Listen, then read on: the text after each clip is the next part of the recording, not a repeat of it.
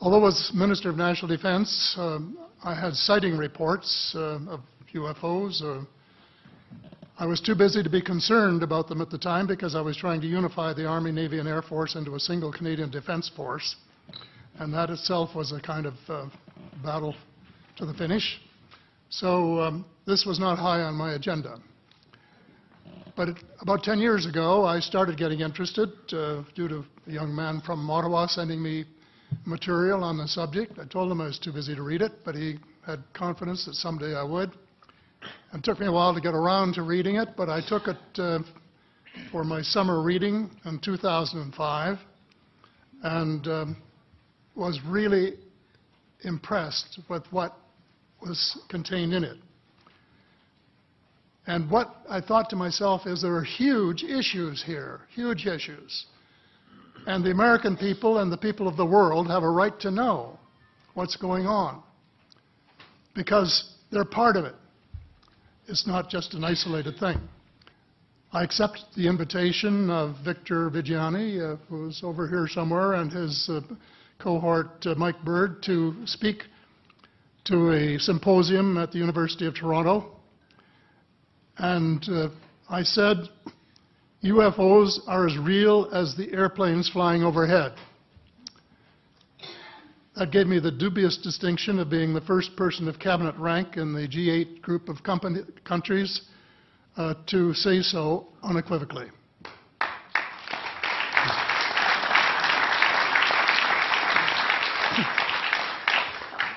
In the 1960s sometime, it was a flotilla of UFOs headed south that crossed into NATO territory in Europe. And the Commander-in-Chief of the Supreme Allied Headquarters in Europe was naturally very shaken. Fortunately, or maybe divine providence, before the panic button was pushed, the flotilla turned around and headed back north. Obviously, they had thought maybe they were Russian and they were very concerned about it. Anyway, an investigation was launched into this whole subject, and a document was prepared which concluded that at least 4 species had been visiting Earth for thousands of years. And this is my own view at this stage as well.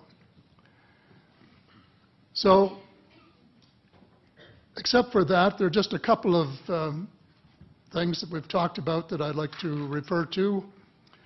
And one was that we were referring to them as they until this morning when Linda Moulton Howe, I think she was the first one, actually named 3 different species.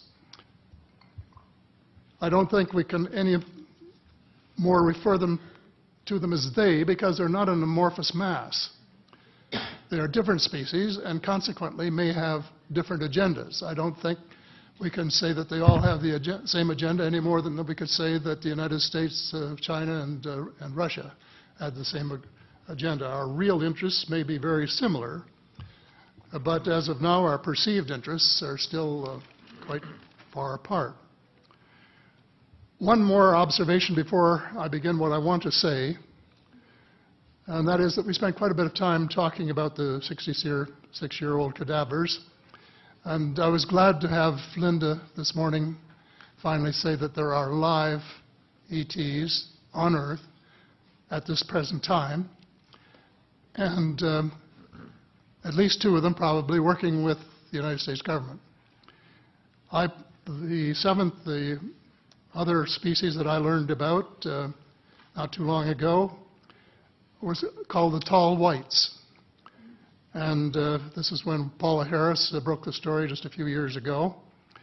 And through her good offices, I had the chance to talk for about 3 hours with former Airman Charles Hall and listen to this absolutely fascinating story of how he was working with, first of all, he was scared out of his skin, but after that, when he got to know them, how he was working with, and finally they became to trust each other and have a good working relationship with the tall whites at the gunnery range at Indian Springs in Nevada, and these tall whites were living on United States Air Force property and working in cooperation with the United States Air Force and sharing technology with them.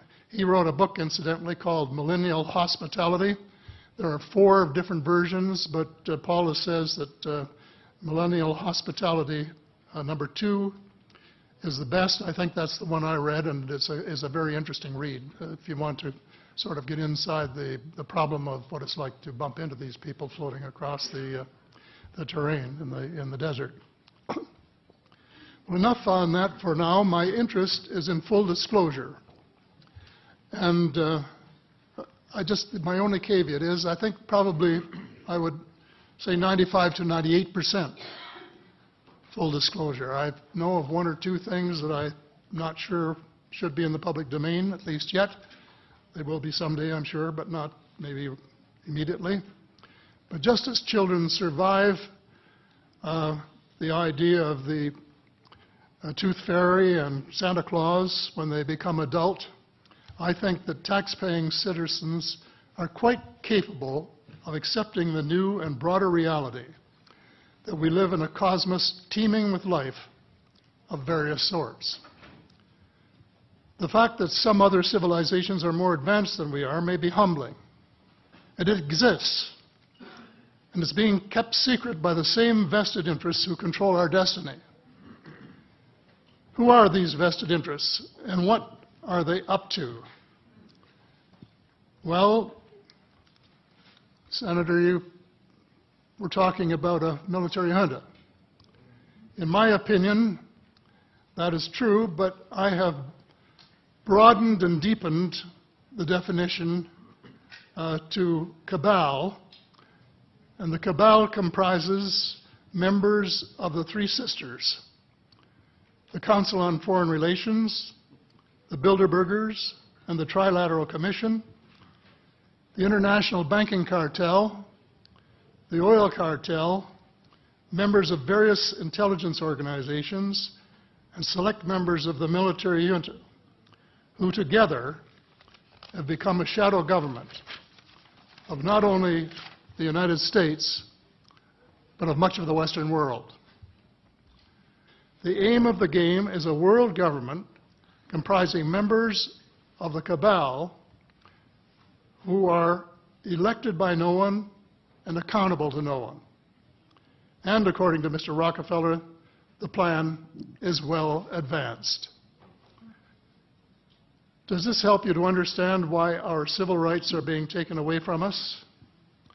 I say us, because Canada too is included in the grand plan.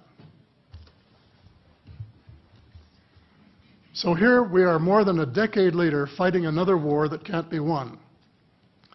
There is no country on earth powerful enough to protect its citizens against fanatical hate, as we learned from the Boston Marathon. And the mere attempt to pursue the impossible pits neighbor against neighbor and the state power structure against everyone. All of the freedoms won by the millions of men and women who fought and died in World War II are being flushed unceremoniously down the drain. The only hope of peace is a negotiated settlement. This will require a paradigm shift in American attitudes. It involves a de facto renunciation of the plan for a new American energy and the adoption of a pledge of cooperation with all humankind to build the kind of world which we are collectively capable of. Young people everywhere need to be challenged by a noble cause. They need to be involved in arresting global warming, creating a banking system that is just and sustainable, and lead the way in the transformation to the new reality that we have to live in harmony with our celestial neighbors, as well as seeking peace on earth. In a word, we have to become spiritual beings and practice the one tenet that the world's major religions have in common, and that is the Golden Rule.